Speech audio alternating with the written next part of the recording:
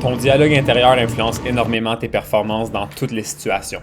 Dès que tu remarques qu'un récit affecte négativement la façon dont tu te perçois et ta capacité à produire des mentalités saines, tu dois t'en désengager. Il n'est pas nécessaire de demander si le récit est vrai. Il suffit de déterminer si les pensées qui le composent te servent positivement. Si elles ne t'aident pas, laisse-les partir.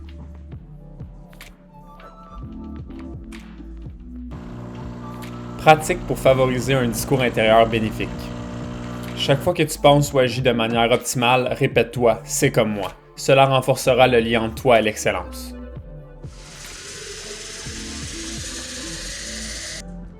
Rappelle-toi et revis des pensées et des actions élevées pour construire positivement ton identité.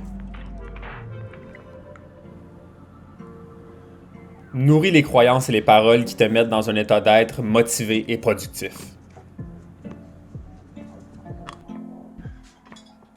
Construis une vision guidée par un objectif ambitieux qui se traduit clairement dans le processus. Il y a une distinction cruciale à faire entre la rêverie involontaire et la croyance productive en ton pouvoir d'accomplissement.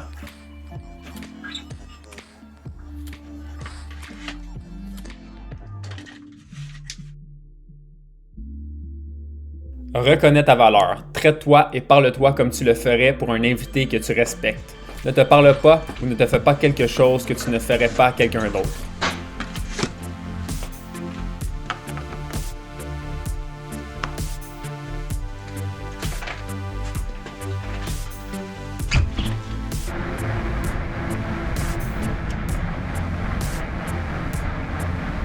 Pratique pour diminuer le dialogue d'auto-sabotage.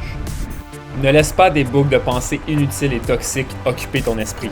Blâmer, critiquer, se plaindre. Sans intervention, tu changes activement ton esprit de manière négative, si tu n'interviens pas.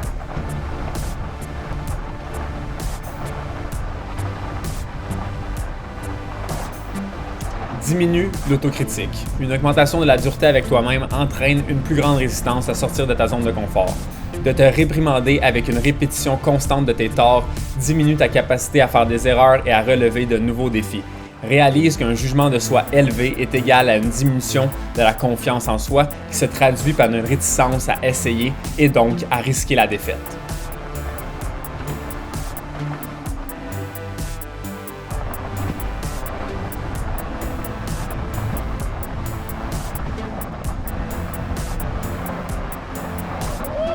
Utilise tes erreurs uniquement pour trouver des solutions. Une fois que tu as trouvé la solution, débarrasse-toi de l'erreur.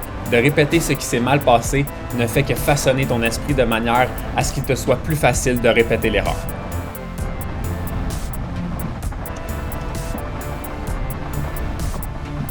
Construis ton mantra optimal.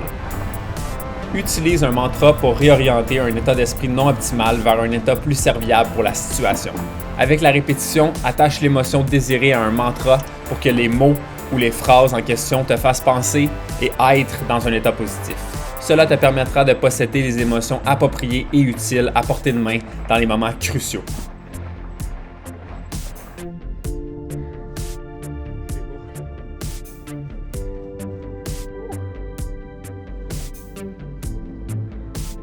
Let's go!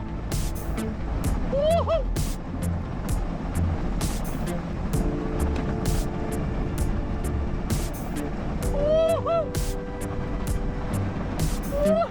Exercice pertinent. Aie une déclaration spécifique pour améliorer ton image personnelle et d'ainsi utiliser ce récit comme une pratique de construction d'identité.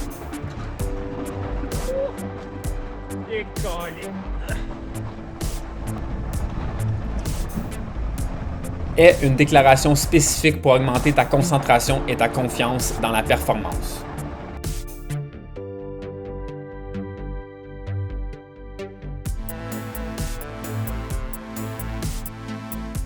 Priorise les mantras interrogatifs à ceux qui sont déclaratifs. Remplace le discours auto-déclaratif « je suis » par le discours auto-interrogatif « suis-je ».